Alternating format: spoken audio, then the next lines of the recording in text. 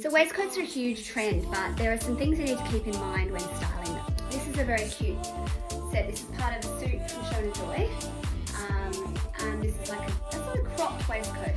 Now it goes work perfectly with this suit because it's a high-waisted pant with nice pleat front detailing. So the three-piece suit, it's very elegant, it's very timeless.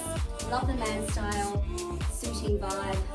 You really have to work the sleeves up with this look, otherwise it's just too much fabric.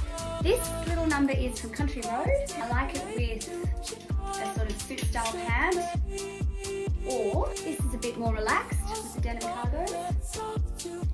I find generally the waistcoats are best paired with pants or shorts.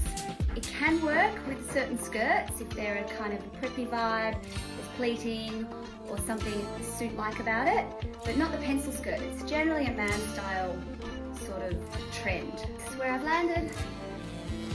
And the jacket works really well as part of a suit, and I like to keep to a similar palette of colours. As far as jewellery, you can add something a little bit unique like this set from Gimme Store, which finishes the look beautifully.